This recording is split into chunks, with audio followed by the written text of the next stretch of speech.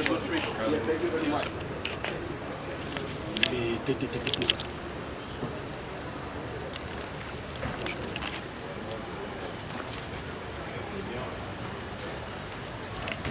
you do this one individually and this one?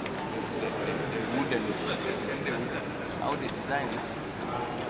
Madame Salama, c'est la première visite du président Salva Kiir. Il l'effectue en tant que président d'exercice de la East African Community, la communauté d'Afrique de l'Est, à laquelle, comme vous savez, dans laquelle la République du Congo est membre. Et à cette occasion, il m'a même appris que c'est la première fois qu'il me foulait le sol de Kinshasa, la République démocratique du Congo. Avant cela, il avait l'âge de 15 ans quand il a commencé la lutte pour la libération dans ce pays. Il était rentré au Congo, mais en restant du côté de la frontière avec le Sud-Soudan. C'est donc pour nous un honneur et un plaisir de le recevoir et aussi d'apprécier son initiative de paix. Car comme vous savez évidemment, la motivation qui l'a conduit ici en République démocratique du Congo, c'est évidemment celle de la recherche de la paix. Pardon. Et donc, nous avons conféré depuis déjà hier, lors de la réception au dîner que nous lui avons offert. Mais aujourd'hui, nous sommes vraiment allés dans le vif du sujet et, comme le dit le communiqué, le président Salva Kiir, qui est un des sages de la région, est un partisan acharné de la paix. Il veut, comme nous en République démocratique du Congo, voir la paix s'installer dans la région de l'Afrique de l'Est et surtout la stabilité pour la région de l'Afrique de l'Est de la République démocratique du Congo, pardon. Et donc, il ne ménagera aucun effort, comme il l'a dit, pour y contribuer.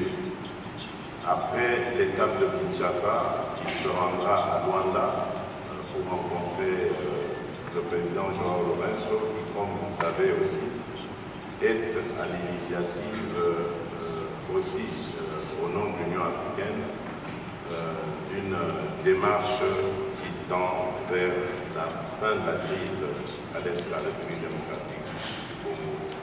Et pour cela, ils vont discuter du modus operandi, parce qu'il ne faut pas qu'il y ait multitude d'initiatives, au risque évidemment de disperser les efforts. C'est pour ça qu'il va rencontrer son homologue congolais et dans les jours qui viennent, nous en saurons davantage sur ce qui en sortira, évidemment, ce qui sortira de leur réflexion, de leur entretien. Donc c'est ce que je peux dire à ce stade. Évidemment, le président Salva Kiir pourrait me compléter, mais je crois que j'ai fait vraiment le tour d'horizon de l'entretien, de la visite du président Salva Kiir. Merci, Monsieur le Président. His Excellency President Salva Kiir, President of the Republic of South Sudan and Chair of East African Community. So we are sure you have a very good... Pour que l'État comme RDC puisse ériger carrément des murs le long des frontières avec les voisins problématiques. Au-delà, alors qu'est-ce que vous pensez? Parce que le plaidoyer vient de la population et la société civile. Alors aujourd'hui, on veut savoir, au-delà des fronts militaires et des fronts diplomatiques, est-ce que la population n'a pas raison en demandant à ce que cette option soit aussi prise en compte, que le gouvernement commence déjà à envisager les budgets de utilisant des frontières avec des pays voisins, belliqueux, problématiques, pour carrément fermer les frontières.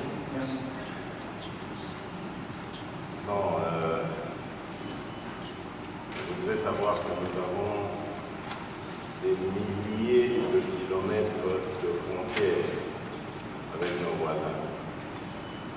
La République démocratique du Congo a 9 voisins. Si nous devrions fermer, en fait, construire des murs tout le long du périmètre qui trace la République démocratique du Congo, je crois que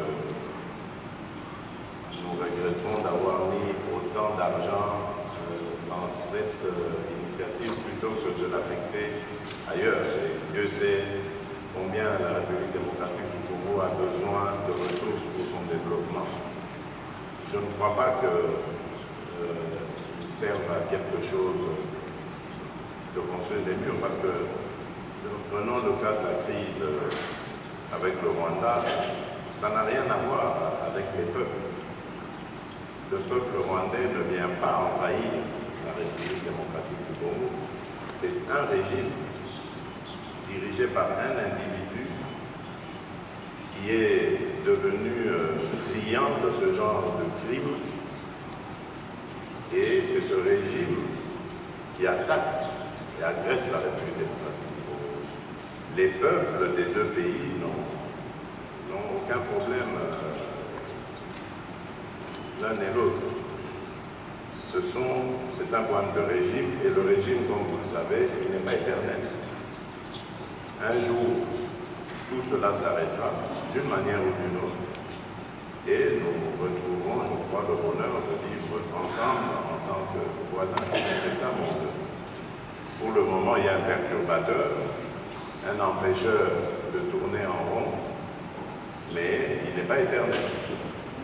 Son tour viendra un jour de cesser de jouer comme ça avec la vie des gens. Voilà. Merci beaucoup, Monsieur le Président, d'avoir participé à ce point 13. Thank you, Mr. President. We wish you a safe trip back to South Sudan. Thank you. Merci à tous, mesdames et messieurs.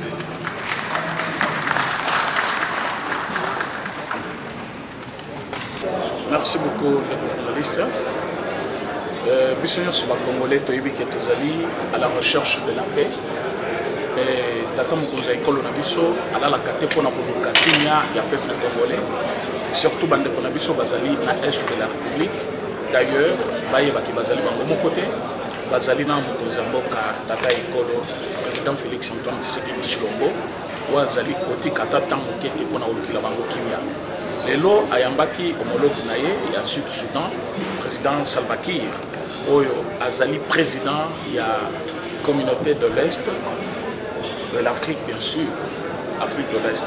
Alors, oyebi ke bandeko wana bayaki awa epa na biso kosunga biso na makambo ya bitumba. Mais boyokani ezalaki te parce que parmi bao bayaki ya bato bazali. Ça fait partie même de l'une des questions posées lelo par ndeko na biso moko collègue journaliste okoki pour résoudre le problème pendant que lingi kosepela na bino elongo pour la réponse oyo mokonzi ya Sud Soudan apesi. Président Salva Kiir alobi boye alobi kokoki ko décourager président Tshisekedi kwa lona Afrique Community parce que bango nyonso bazali mabe te, soki moko mibale bazali mabe parmi bango elingi koloba te ke bato nyonso baza mabe na kati wana. Mais naza na moyen mosusu na koprouve bino te. Mais en tant que président, il y a la communauté de l'Afrique de l'Est, nakosala manche nakosala pour que de trouver solution ensemble avec le président Tshisekedi pour une paix durable à l'est de la République démocratique du Congo. Donc, les Congolais nyonso bayebaki visite oyo ezali ko s'inscrire na ordre d'idée moko kaka ya kokakimia pour na est de la République. Et en tant que président, il y a Afrique de l'Est,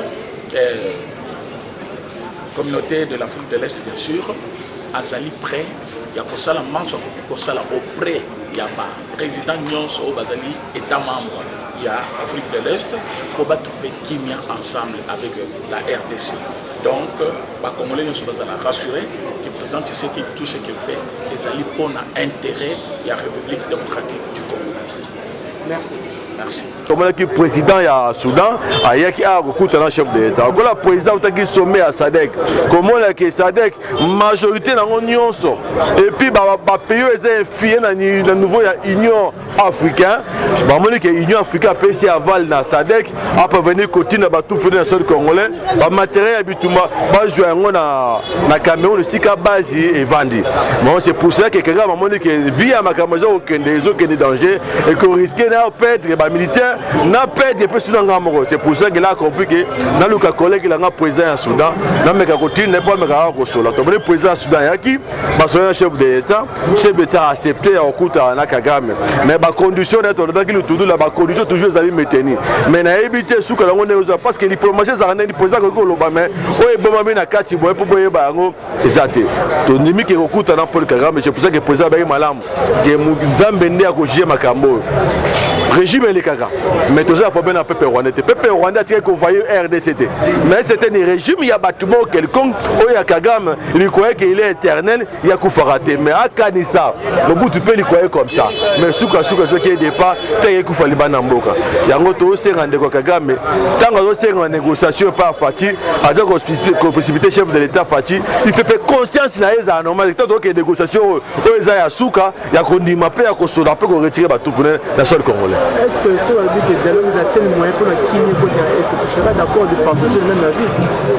Kimia éternel. Kimia il y a ce côté. Bon matériellement comme Fati là encore, là c'est retirer le jour aux alatés, dans zone là-bas le côté Soboya. Que le Kimia sort parce que Kimia tant que ce côté dans est Congo et que ma développement la Congo. Le Congo ça développement des autres Barreta à cause il y a Paul Kagame dans option Barreta. Il combine nabo occidentaux comme c'est moi la musala bango ba manipuler. Il y a aussi biso à Kanisa président Ukraine ba sunolier. À comme côté pas les gens grâce à l'ambassade dans la Gata Congo. Paul Kamoeni ni ya koluka Poutine ba kuta na ba sola. Donc pour te montrer qu'il y a commune à Souka. Mundele a soutenu la Mobutu, a dit qu'il y a pas Mobutu. N'engagez pas si qui Mobutu, Souka ba chéri Mobutu. On doit se rendre Paul Kagame. On va se le kuta Fati, tant ba so kuta. A des de sérieux, ba so ndenge sengeli ba kodi pour pas mettre fin à la guerre ici. Salva Kiir va changer la diplomatie na bango te azana CAC. Hein? Salva Kiir a joué diplomatie système qui a aveuglé biso ba armée Rwanda. Mais quelque part côté diplomatie mususu Salva Kiir aïe pour la diplomatie entre le Soudan et la RDC parce que le président a nommé ambassadeur Freddy Kangati. Déjà, il fallait qu'il y ait un Soudan. Mais ce qui concerne Makambo, il y a des impérialistes. Parce que Salva Kiir est esclave, il y a des impérialistes. Il va affaiblir parce qu'il y a bientôt le déploiement de SADC dans l'Est de la République, il faut stopper. Et ça manœuvre, il y a Paul Kagame et Salva Kiir. Mais et pas la théâtre, nous sommes déterminés pour effacer tous les nilotiques des étrangers, 18 ans, 22 ans, au Bango va régner, va infiltrer Bissot. C'est ça l'arrivée à Salva Kiir. Sous forme d'actualité, il y a un passé moment. Le président Félix, il est très malin plus que eux. Hein, monsieur les journalistes.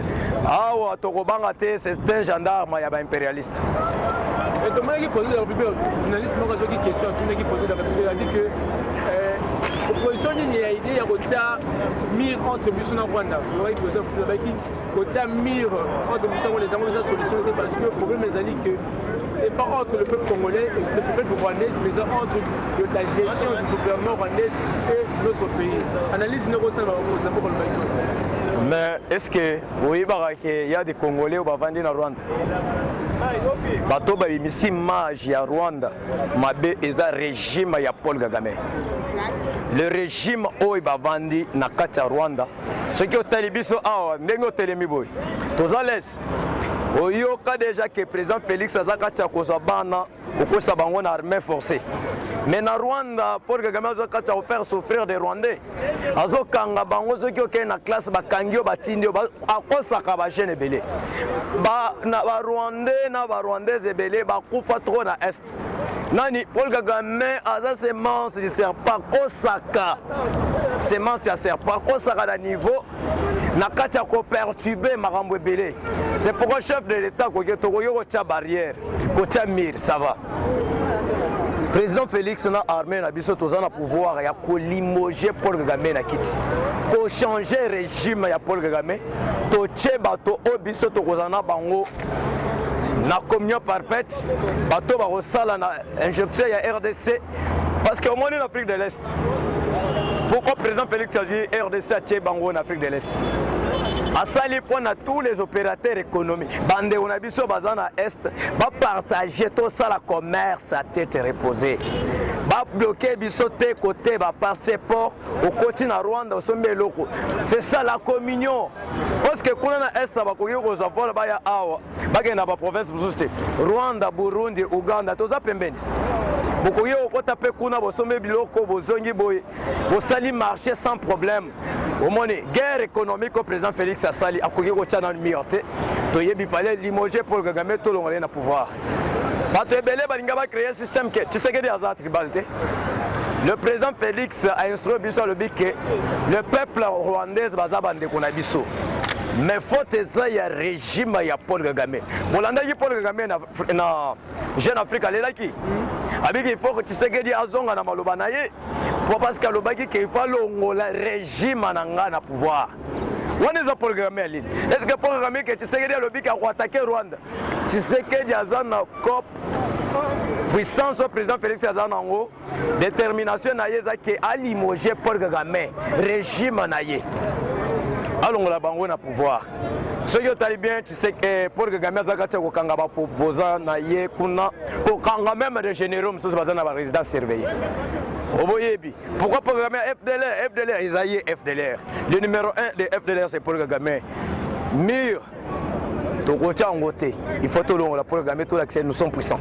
Président, tout le monde question moi les bannières autour sur là. Au moins dit que même l'homme la plus fini la journaliste plein de remous il y a Tori que dans le Congo Brazza ba courant et parce que là la molili au Congo sanité. Avec que Congo na bus 4 bongo électricité. Non, il fallait tout rata courant. Boyebi mbongo oya courant au Brazza. Brazza bana futa bisombo te. Brazzaville abandon au futa ancien président d'Afrique du Sud Thabo Mbeki. Mbongo oye ke bo futa gouvernement congolais, bozo futa ngo na compte ya président sud-africain. Maintenant il fallait tout le monde maintenant que Thabo Mbeki Aza parce que tout le monde a force à Tamombeki. Sassou a l'ingaki a minimisé le président Félix. Sassou, dans le Congo Brazza, a minimisé le régime de Félix. Cop na bango na régime de Joseph Kabila. Pétrole ya Perenco. Lorenzo, Eduardo, Babandero Zambongo. Pétrole ya Bisso. Il fallait qu'il y ait en Rwanda, Ouganda. Omoni. Mbongo ya forêt oya biso bando kende na Rwanda. Courant na biso ezo kende na Afrique du Sud. Quand le président Félix a bloqué tout l'extension que bakolo courant eza Thabo Mbeki quitter c'est nous les peuples congolais. C'est pourquoi bon mona ki Thabo Mbeki a kosaki réunion na université d'Afrique du Sud. Alors ba ke mabele ya Sud Kivu eza mabele ya ba Rwanda. Thabo Mbeki a yebi histoire.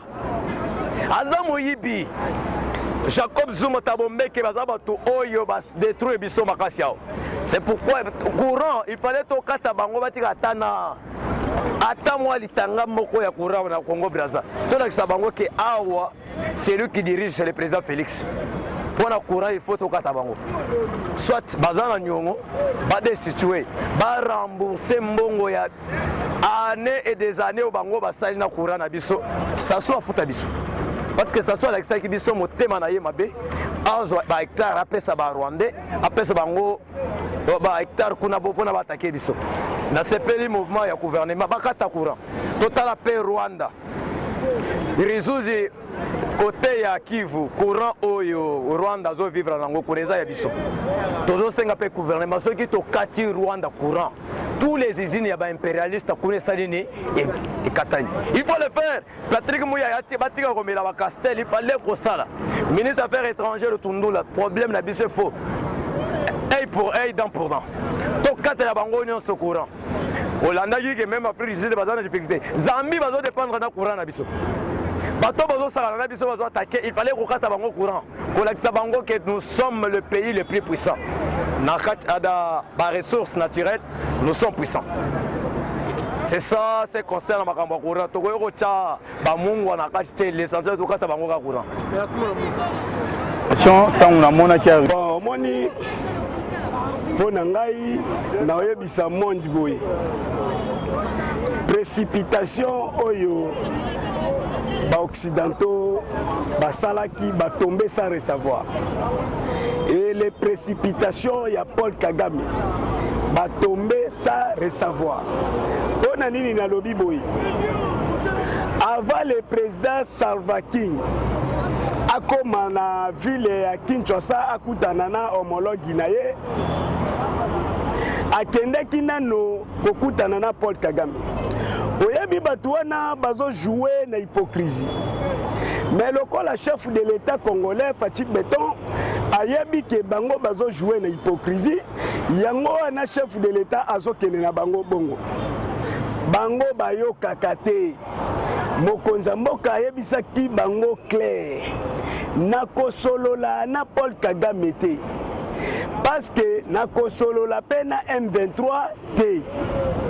Lelo le président Salva Kiir azoya oyebi ke le président Salva Kiir aza président ya oyo babengi intérêt ya ba américain parce que Soudan ezalaka moko tango bakabolaka Soudan en deux parties nde bomoni ba américain bazwa le président Salva Kiir batia ye mpanzi ya Soudan d'ici batia lisusu président wana aza en tête ya EAC ya CAC CAC bayaki na mboka na biso ya Congo plus de une année et demie. Batikala koboma atangungi te. Lelo ye aekoluka kimia entre Congo na Rwanda. Tango ye azalaki na mabele na biso alukaka kimia anate pona nini. Eloko nini oye ayoki pe eloko nini oye amoni. Soki toke mupanzi ya Faraja, mupanzi ya Chopo. Toyebi ke rebellion moko ezo bongama pe ebandi déjà ko attaquer biso. Ezo uta mupanzi ya président Salva Kiir. Baza wana pona koluka ndenge nini ya ko bloquer mokonza mboka. Pona nini mokonza mboka yebisaki ye to leka na point de presse na briefing. Parce que makambo ya yebisi mokonza mboka na katimini, il faut abimisango à live en pleine. Monde yeba. Lokola ye abimaki en pleine. Asoko quand même pas koloba. Président Salva Kiir ayeba boyi. O nyonso ya zoluka o négociation. O kimia ekota. Pour que kimia ekota na este, Fachi alobi oui. Mais kimia pour que ekota. Ye Salva Kiir ayebi makambu oyo bango batia na est de la République. Babi misana nu batuna bango. Même ye, il y a des mercenaires. Ya mboka na ye baza awa na mabele na biso babimisana no bango ba respecter accord ya Nairobi na ya Luanda soki ba respecter yango mokonza mboka akozala clair pona ko respecter bango. Mokonza mboka za clair wana za réponse oye azo averti monde. Omoni avant mokonza mboka azwa décision ayaka na maloba moko ya avertissement. Lokola ye averti Paul Kagame ayebisi monde bino bato bozotinda parce que Paul Kagame ye moko personnellement souci na ye zaki atika na ko bundisa Congo azana posa ko bundisa Congo te mais vi les occidentaux baza kotinda ye baza kotindela ye ba renfort ba nini nyonso tuana nde omoni ba pression wana Paul Kagame azozwa nde omoni azoyaka toujours ko attaquer mokonza mboka nde mokonza mboka yebisi ye clair naza na problème ya population rwandaise te naza na problème moko na ba dirigeant régime ya Paul Kagame oyo ye abengaki bango basalopate.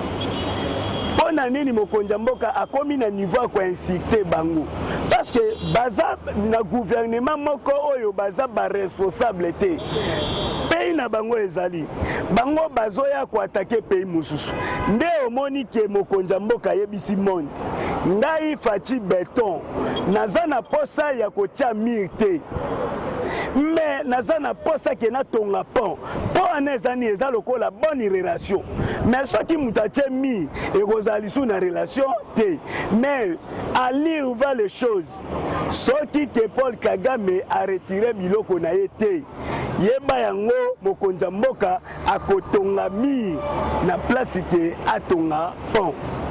C'est ça. Parce que na mita o tokomi nango tokomi na taille ya ba esprit. Ba lobby na biso na français la parole s'envole mais les écrits restent. Mokonza mboka na moment na ye ya campagne azwaki décision moko ayebisaki monde pe na niveau ya centre na niveau ya stade de martyr na place oyo azwaka kiti na ye apesaka venza koma ayebisaka monde clair ngai na Paul Kagame tokosolola kaka soki moko akei molimo na ye ekepa kolonza koma. Ça veut dire quoi? Paul Kagame na Fachi Beto bazana nini te mais eloko ezobundisa Paul Kagame na Fachi eza mboka Congo. Soki lelo Paul Kagame a retiré ba troupe na ye na kati ya Congo da même ta Fachi akobenga ye homologue na ngai bakosolola ambiance na bango ekozonga mais na ta oyo ke ye azo agresser toujours RDC Fachi Beto aza na droit te ya kosolola na ye o nyonso ya zoluka eza distraction lelo toyoki avancement total ya armée na biso y compris na wazalendo nde tozosenga mokonza mboka bango bazalaka soki bamoni avancement nde bayaka koluka moyen ya ba négociation o cesser le feu o sala boy mokonza mboka yeba yango nyonso tu wana bazoluka ba distraire yo okoki jamais kokende dialogue moko Paul Kagame avandi yo vandi bo solo la tête à tête te yo za na problème na Paul Kagame te yo za na problème na ba communauté internationale bango ne baza na sima ya Paul Kagame lokola ye ami bimisi deva apporter garant que yende aza porteur ya ba tuti na porteur ya ba M23 soki ameki tokosila na ye na niveau ya guerre mokonza mboka azalaki na éclair koyebisa monde place nyonso bitumba soki eza entre les deux pays basolola kaka négociation ezalaka mais négociation yango il falanda sikoyo ba papa na ye Poutine lelo Ukraine na Russie bazobunda mais okomona mukolo moko deke Poutine avandi azosolola na Zelensky batinda ka ba envoyé spécial bao batindi nego bauti na Luanda lobia. Est-ce que bazwaki une conclusion bazwaki te lelo yoki lobby yoki nani na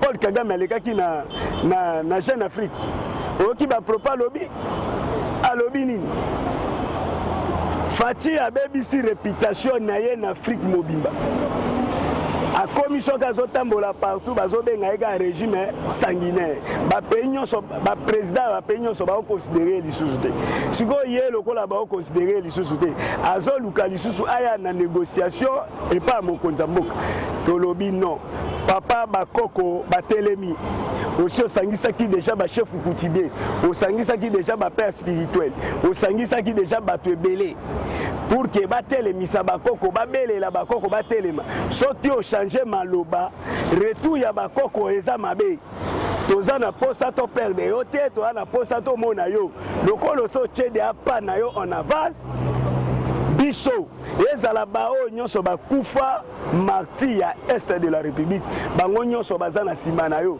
mutakosala o mabe azate. Le représentant actuel et exercice à EAC comme numéro 1 président à EAC, alors il s'allait bien. Pour soulever situation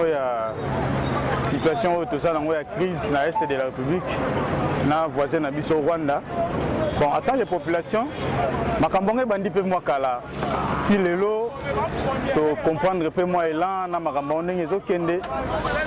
Bon, premièrement pour moi je pense que malheureusement le président Félix Azalaki déjà en exercice de EAC.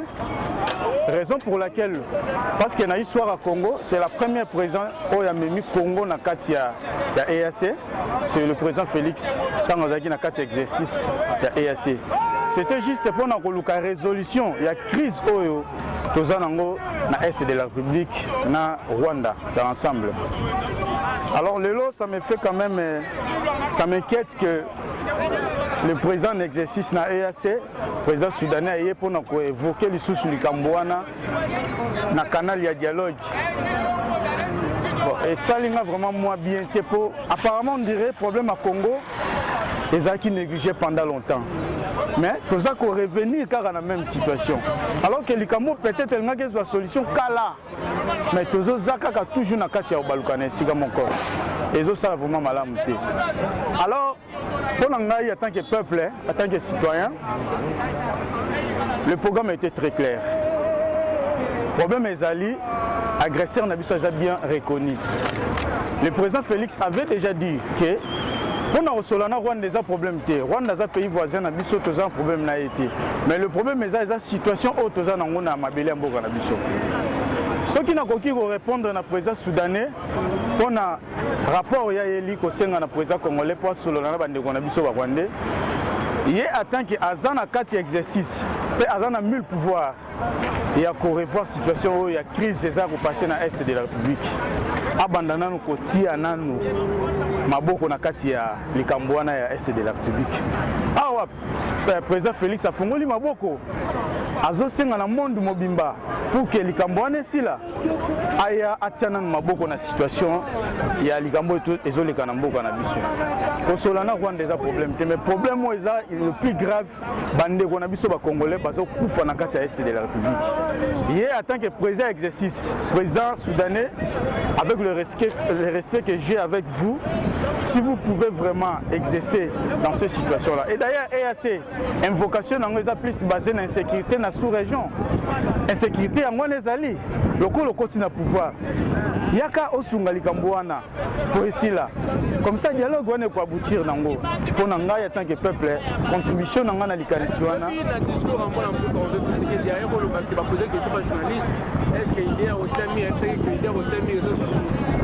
parce que le problème est alliés entre peuples rwandais, mais entre gouvernements rwandais. C'est un peu qu'on a réponse à la journaliste.